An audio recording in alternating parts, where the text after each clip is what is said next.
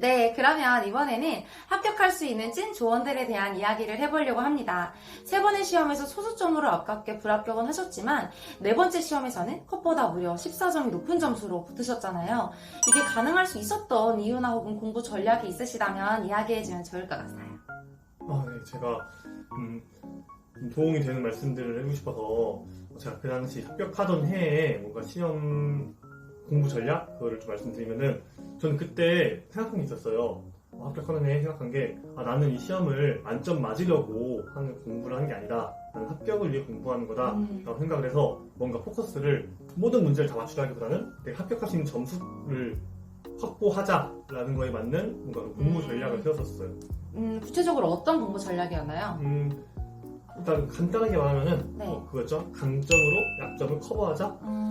쭈야선도 제가 약한 거 알잖아요. 어떤 네. 과목이 약한지. 네. 제가 한국사 과목에서 되게 약했었는데 그 한국사 과목에 억지로 막 시간 투자하면서 막 점수 올리려고 하다 보니까 막 스트레스만 받고 시간 투자하는 거 대비 막 점수는 잘 안 오르고 하는 게 있더라고요. 그래서 이 해에 이제 생각했던 게 그럼 이 시간을 한국사에 투자할 시간을 내가 잘하는 세계사, 서양사나 중국사에 좀 투자를 하자라는 생각을 해서 효율적으로 뭔가 시간과 노력을 분배하려고 했었죠.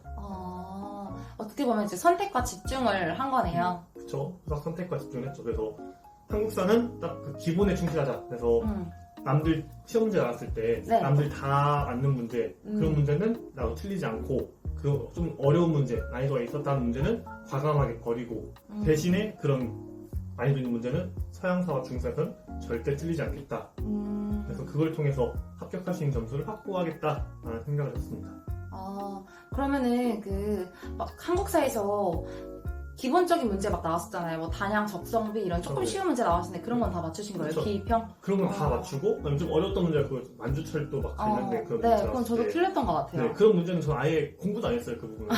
그러니까 그 부분, 그런 어려운 문제 나올 공부할 시간을 저는 제 잘하는 서양사에 투자를 했던 거죠. 그래서 막 공부할 때 한국사 하다 보면은, 막 이거 별로 안 중요한 것 같은데 이거 해야 되나? 하는 거 있잖아요. 그러면은 보통의 수험생이라면, 별로 안 중요한 거, 이런 것까지 외워야 돼? 라고 하면서도 외우죠. 불안하니까. 시험 문제 너무 나올지도 불안하니까. 시험 문제 나올지도 몰라. 그때 맞춰야 돼. 하니까 외우는데, 저는 한국사를 할 때 많이 든 거였죠. 보면서 이거 별로 안 중요한 것 같은데 나와도 틀리지 뭐 약간 이렇게 틀리지 뭐 이런 식으로 했고 반면 이제 서양사나 중국사 할 때는 좀 마인드를 다르게 해서 서양사 중국사 이미 제가 알고 있는 게 좀 많고 강점이니까 거기에 플러스 한다라는 생각 때문에 이것까지 다 기억할 수 있다. 그래서 서양사와 중국사에 좀 더 시간을 많이 투자했죠.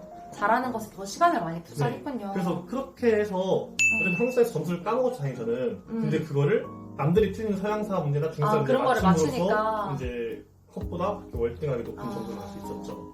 그렇구나. 그래서 제가 했던 그거의 핵심은 너무 지나치게 만점을 맞으려고 모든 것들을 다 알려고 하지 않았다. 내가 모든 걸 다 알 수 없잖아요. 그런 걸 다 알려고 하면 너무 범위가 많으니까 다 할 수는 없죠. 다 터지니까 그냥 내가 강한 것들은 좀 점수를 잘 맞기 위해서 더 많이 투자하고 그다음에 약한 부분에서는 그냥 최소한 마지노선을 정해놓고 이 정도는 내가 해야 된다. 거기까지만 하고 그 이상은 하려고 노력도 하지 않았다.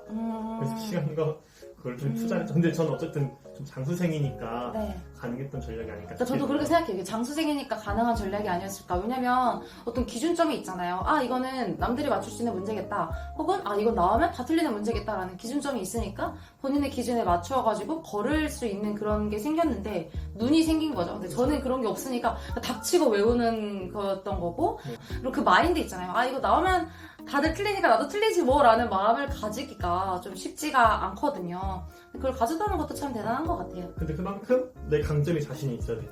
내가 이거 틀려도 나는 내가 잘하는 서양사에서 이거 커버할 만큼 맞출 수 있어 라는 자신감이 있을 때 네, 그쵸. 그러니까 실제로 좀 이렇게 오랫동안 시험을 준비하시는 분들을 보면은 지나치게 세세한 것들에 집착하는 경향을 좀 보게 되는 것 같아요. 그럼 자연스럽게 다음 질문으로 넘어가서 합격을 위해서 하지 말아야 하는 것이 있다면 무엇이 있을까요?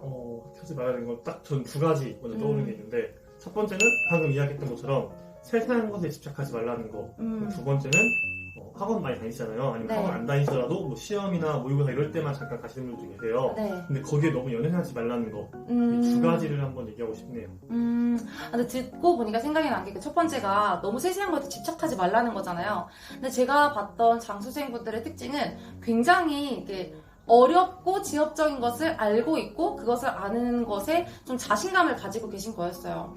그래서 이제 짝 스터디를 하게 되면은 너무 당연한 기본적인 단어들, 뭐 조선혁명나? 뭐 이런 기본적인 단어는 모르시지만 굉장히 어려운 것은 또 알고 계시는, 그래서 저는 듣도 보도 못한 것을 듣고, 와, 이런 것까지 알아야 돼요? 약간 이런 느낌을 받았었거든요. 근데 이렇게 장수생분들이 세세한 것에 집중하게 되는 경향이 생기는 게 뭔가 남들과는 다른 나만의 무기를 만들어야 된다라는 그런 생각 때문인 것 같아요. 다른 사람들도 다 똑같은 지식을 알고 있으니까 다 똑같이 점수를 맞게 될 거라는 불안함에 나는 그들보다 공부를 몇 년도 했으니까 나만 알고 있는 뭔가 이렇게 어려운 것, 이런 거에 집착하고 그거를 놓지 않으려고 더 이제 하게 되는 것 같거든요.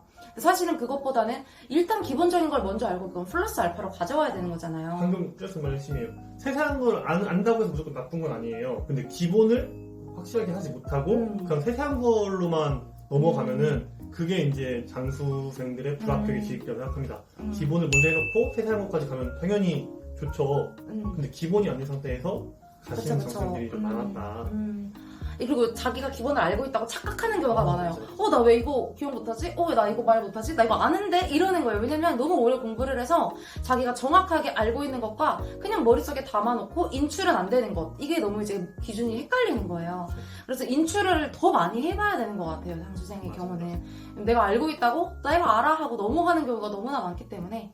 그러면 이제 제가 듣다 보니까 지나치게 세세한 것과 그리고 뭐 기본이 되는 것, 이것의 이제 기준이 좀 모호하게 들릴 수 있을 것 같아요. 그런 분들, 공부를 시작한 지 얼마 안 된 분들에게 그런 어떤 기준점, 선생님이 생각한 기준점을 말해주실 수 있으신지. 제가 생각하는 그 기준은 기출이에요. 아무래도 기출에서 기출 문제 쭉 인터넷이나 아니면 여러 가지 평가원 그런 데서 구할 수 있잖아요. 보면은 많이 기출된 파트나 영역이 있을 거예요. 뭐 한국사 같은 경우에도 조선시대 하면은 어떤 부분, 뭐 세종과 성종 이런 부분들 많이 기출되고 그런 부분이 있으면 당연히 그 부분은 중요한 부분이에요. 그와 관련돼서 기출된 문제는 똑같이 나오지 않지만 그 영역 안에서 비슷한 부분들, 바운더리가 나오기 때문에 그런 것들을 따져서 중요성을 따지면 될 것 같아요. 기출이 많이 되면은 중요한 영역이고 기출이 덜 되면은 중요성이 떨어진다. 그리고 이제 이건 역사 과목 한정일 수도 있는데 교과서 참고하면 되죠. 아무래도 이 시험은 그 역사 학자를 뽑는 게 아니라 역사 선생님을 뽑는 거잖아요. 맞아. 선생님을 뽑는 거잖아요. 그러니까 당연히 선생님을 선발하는 시험이니까 학교에서 활용할 수 있는 지식들을 주로 물어봐요. 근데 물론 다른 과목은 안 그런 과목도 있다고 하더라고요. 뭐 교무실에서 물어보니까 수학 과목 같은 경우에는 전혀 그런 게 없다고 하는데 어쨌든 역사 과목 한정으로는 그래서 교과서에서 나오는 그런 부분들을 좀 보는 것도 좋아요. 그리고 트렌드에 맞춰서 시험들이 나오죠. 교과서 트렌드에 맞춰서. 대표적인 게 여성사가 있습니다. 여성사 옛날 문제 보면은 옛날에 여성사 같은 거 기출 안 됐어요.